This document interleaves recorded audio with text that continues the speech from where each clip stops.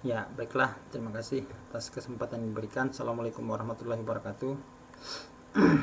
Jadi, kepada yang terhormat Ibu Dr. Kurniati, SMSI, dan semua teman-teman mahasiswa program studi perencanaan pengembangan wilayah, baiklah, kami akan menjelaskan tugas yang sudah diberikan oleh Ibu dosen. Kami dari kelompok 2 yang terdiri dari saya sendiri Sahril, ada Fitriani, ada Ibu Tamar Hasriati, dan ada Ade Eumita Nur Rahman. Baiklah, untuk kali ini kita akan menyampaikan presentasi tentang perkembangan perencanaan komprehensif dan metode pelaksanaannya, khususnya di Provinsi Sulawesi Barat. Ya, jadi untuk perencanaan dan penganggaran itu yang kita laksanakan setiap tahunnya didasari atas beberapa dasar hukum. Jadi di sini ada 5. Yang pertama, Undang-Undang Nomor 25 Tahun 2004 tentang Sistem Perencanaan Pembangunan Nasional. Kemudian yang kedua adalah PP Nomor 17 Tahun 2017 tentang sinkronisasi proses perencanaan dan penganggaran pembangunan nasional. Yang ketiga itu adalah Permendagri Nomor 86 Tahun 2017 tentang tata cara perencanaan, pengendalian, dan evaluasi pembangunan daerah, tata cara evaluasi rancangan Perda tentang RPJPD dan RPJMD, serta tata cara perubahan RPJPD, RPJMD, dan RKPD. Kemudian yang keempat adalah Peraturan Permendagri Nomor 90 Tahun 2019 tentang klasifikasi, kodifikasi, dan nomenklatur perencanaan pembangunan dan keuangan daerah. Yang kelima adalah Permendagri Nomor 40 Tahun 2020 tentang pedoman penyusunan rencana kerja pemerintah daerah tahun 2021.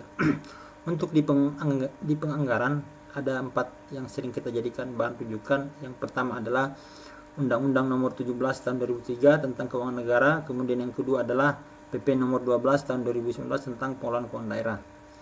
Yang ketiga adalah Permendagri Nomor 77 Tahun 2020 tentang pedoman teknis pengelolaan keuangan daerah. Dan yang terakhir adalah Permendagri Nomor 4 Tahun 2020 tentang pedoman penyusunan anggaran pendapatan dan belanja daerah tahun anggaran 2021. Jadi yang pertama, Sulbar ini adalah salah satu provinsi pemekaran yang mekar itu tahun 2004. Jadi untuk periode gubernur pada tahun ini itu dimulai pada tahun 2017 sampai 2022. Jadi misi RPJMD Sulbar visi misi RPJMD Sulbar itu adalah Sulbar maju dan melabih. Maju di sini adalah komitmen untuk menjadikan Provinsi Sulbar yang sejajar dengan provinsi lainnya, yang didukung oleh konektivitas wilayah dan daya saing yang tinggi serta berorientasi pada lingkungan. Kemudian melabih ini adalah salah satu instrumen, salah satu kata daerah yang kemudian dijadikan sebagai visi misi di dalam dokumen RPJMD Sulbar. Adalah komitmen untuk mewujudkan tata kelola pemerintahan yang baik berlandaskan kearifan lokal dengan dukungan masyarakat yang berpengetahuan, berketerampilan, berbudaya, dan religius. Selanjutnya misi Sulbar, misi RPJMD Sulbar ada 5. Jadi yang pertama itu adalah membangun sumber daya manusia berkualitas, berkepribadian, dan berbudaya. Yang kedua adalah mewujudkan pemerintahan bersih, modern, dan terpercaya. Kemudian yang ketiga adalah membangun dan menguatkan konektivitas antar wilayah berbasis unggulan strategis. Yang keempat adalah meningkatkan pertumbuhan ekonomi yang inovatif dan berdaya saing tinggi. Yang kelima itu adalah mendorong pengaruh utama lingkungan hidup untuk pembangunan berkelanjutan. Jadi visi misi ini bersumber dari Badan Bapeda Sulbar yang sudah kita minta datanya. Untuk selanjutnya pemaparan akan disampaikan oleh rekan kami kepada Ibu Tamar. Silakan. Terima kasih Pak Sahril. Arah kebijakan pembangunan Provinsi Sulawesi Barat. Pada tahun 2018 arah kebijakannya itu nun ke peningkatan kesejahteraan dan produktivitas wilayah. Di tahun 2019 membangun infrastruktur dan iklim investasi untuk peningkatan kesejahteraan masyarakat. Tahun 2020 pembangunan sumber daya manusia untuk meningkatkan daya saing wilayah. Pada tahun 2021 memperkuat pertumbuhan ekonomi yang berkualitas untuk pembangunan yang berkelanjutan. Sedangkan di tahun 2022 mewujudkan masyarakat Sulawesi Barat maju dan melaju.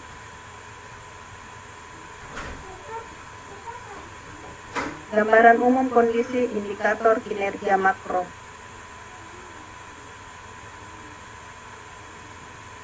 Berada di angka 10,73%.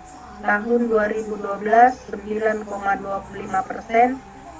Tahun 2013 6,93%, 2014 8,86%, 2015 7,31%, tahun 2016 6,1%, tahun 2017 6,39%, tahun 2018 6,25%, tahun 2019 5,66%, dan di tahun 2020 kita Sulawesi minus 2,7%, tahun 2021 0,4%, dan tahun 2021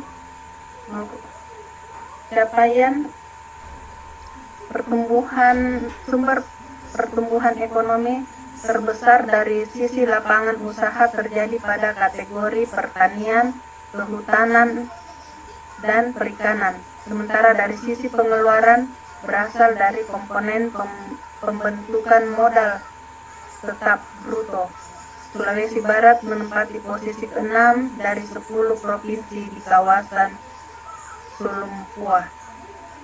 Pertumbuhan ekonomi kabupaten tahun 2020. Kabupaten Pasangkayu berada di angka 4,46%. Kabupaten Mamuju berada di 5,53%. Polman 6,22%. Majene 6,01%, Kabupaten Mamasa 5,94%, dan Kabupaten Mamuju Tengah berada di 5,62%. Pada level kabupaten, Pasangkayu mengalami kontraksi pertumbuhan ekonomi yang terendah sebesar minus 2,68%. Target pertumbuhan ekonomi Sulawesi Barat antara tahun 2020 sampai 2022 di tahun 2020 4,2% sampai dengan 4,6%.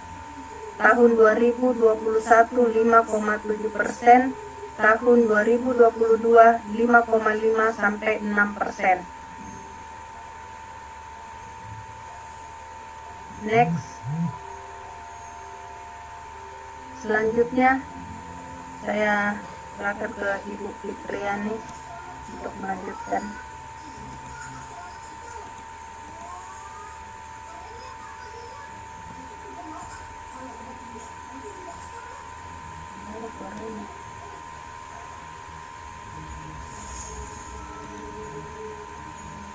Suaramu Ibu Fitri.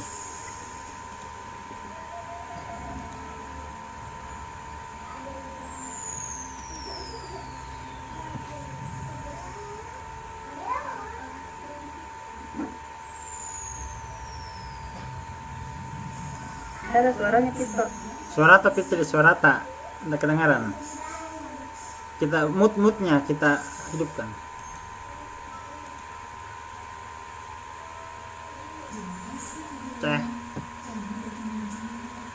Telepon dulu Sar.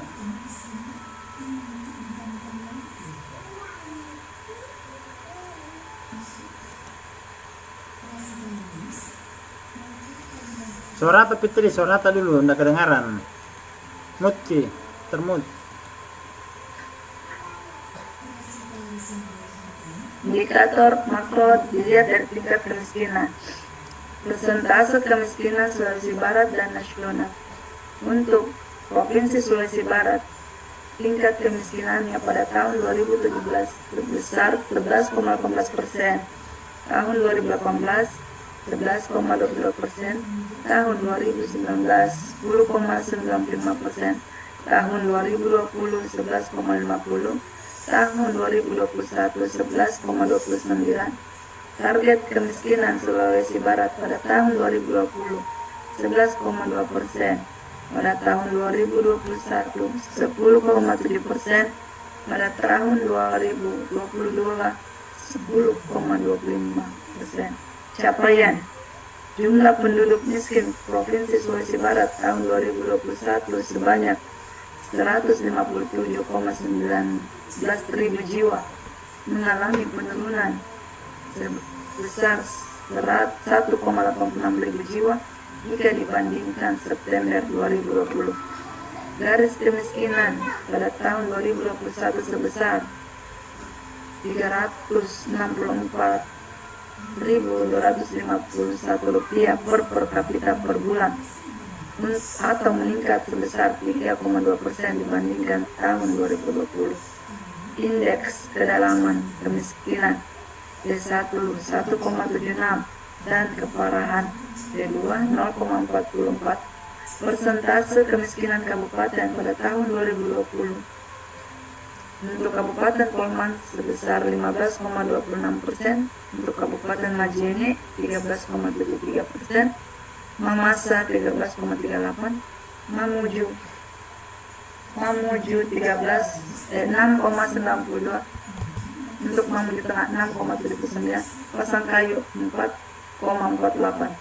Dari 159,05 ribu penduduk miskin di tahun 2020 di Sulawesi Barat, sebanyak 71,7% atau sekitar 114.000 jiwa berada di 3 wilayah prioritas, yaitu Majene, Mamasa, dan Polman. Jumlah penduduk miskin berdasarkan wilayah. Untuk wilayah pedesaan sebanyak pada tahun 2018 sebanyak 121,38 ribu jiwa. Untuk di tahun 2019 sebanyak 121,05 ribu jiwa. 2020 sebanyak 130,91 ribu jiwa. Untuk di tahun 2021 sebanyak 129,37 ribu jiwa. Nah, lanjut. Next slide-nya. Untuk indeks pembangunan manusia, untuk Sulbar di tahun 2016 sebanyak 70,18, tahun 2017 70,81, 2018 71,39, 2019 71,92, pada tahun 2020 71,94. Target indeks pembangunan manusia pada tahun 2020 66,44, tahun 2021 67,22, tahun 2022 sebanyak 70,53. IPM Sulbar berada pada urutan ke-31 secara nasional.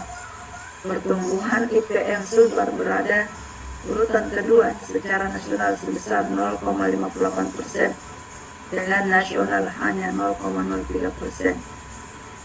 Angka harapan hidup merupakan indeks komposit IPM yang paling rendah secara nasional, sehingga sektor kesehatan perlu mendapat perhatian khusus. Komponen IPM tahun 2020, IPM 66,11, rata-rata lama sekolah 7,89 tahun, harapan lama sekolah 12,77 tahun.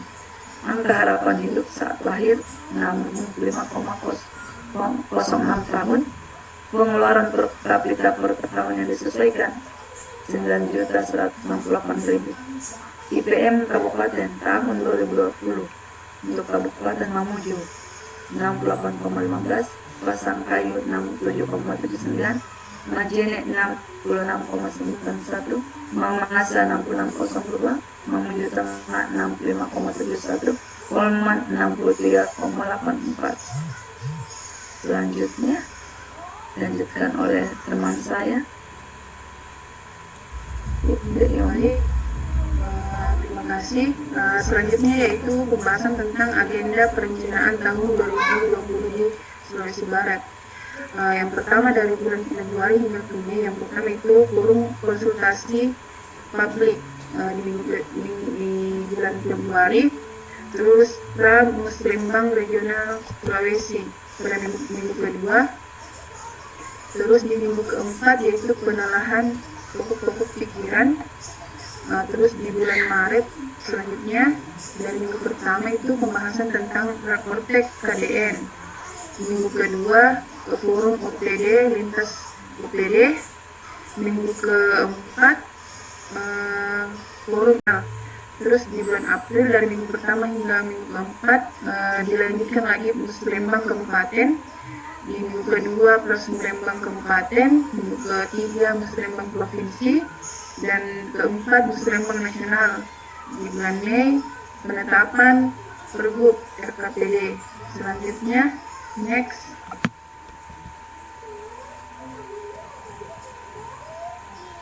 Terus perencanaan Sulbar tahun 2020 pada bulan Januari hingga ke Juni.